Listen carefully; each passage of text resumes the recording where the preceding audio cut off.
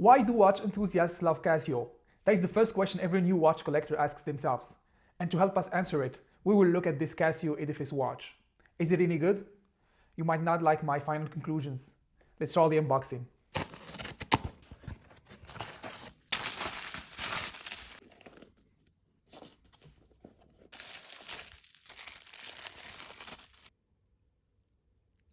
We took a look at a few Casios in this channel, going from the lineage line to the vintage line. But there's one that we didn't check out yet, and for a not so good reason. Let me explain. This is the Casio Edifice EFV-100D. It's retailing around 120 USD on Amazon. I will put some links in the description if you are interested in getting one. Let's get the dimensions out of the way. 40mm case width, although a lot of websites listed at 42. 48mm lug to lug, 10.9mm thick, and 20mm lug width. The case is stainless steel with different types of finishing. The top is brushed, the bezel and the bottom are polished. We have crown guards protecting the signed crown. I wanted to pull the crown out, but it didn't budge, so I was like, wait a minute, is this a screw-down crown? Well, yes, despite this watch's price, we have a signed screw-down crown, which is something a lot of more expensive watches are lacking. This crown helps the watch achieve its 100 meter of water resistance. The case back is screwed down as well, showing some specs, although it's kept to a minimum. The bracelet is stainless steel, but despite its appearance, it's not as quality as it looks like. While the inner links are polished and solid, the outer links are unfortunately rolled and slightly brushed. Likewise,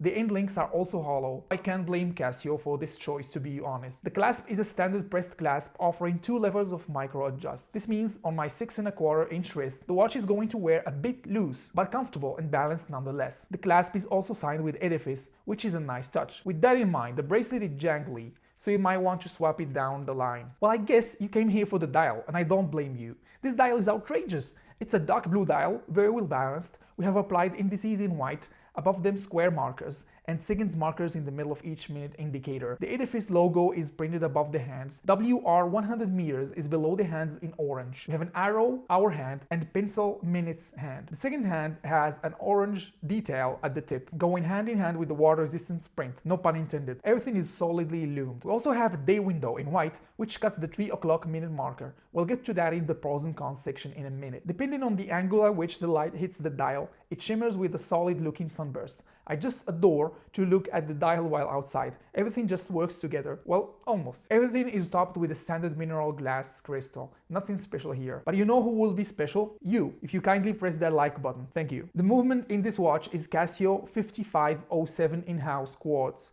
According to Casio, the battery life is 3 years and the accuracy is a very solid ±20 seconds per month. A lot of people say this Casio is a homage of the Omega Seamaster Aquaterra, and while I see the similarities, I believe the Casio has its own personality. The pros: solid specs for the money, I guess that's the theme with Casio watches, handsome looking and well-proportioned dial, nice case finishing, screw down and signed crown with guards. Cons: this is subjective, but I believe Casio could have hit a home run if they dropped the day window or at least put it in the 6 o'clock position. Another con is a jangly bracelet with outer hollow links, although with no hair pulling to date. The lug to lug can be a bit shorter. 46mm would have been more than enough in my opinion. So you might be saying to yourself, everything looks good, why did he say I won't like the conclusion? Well, I guess the only bad news is that you will have to go and buy this one. It's a must-have if you are starting with your watch collection. I guess it can also be a one and done watch, but who has ever bought one watch and stopped there, right? But before you buy this watch, I want you to do one thing first.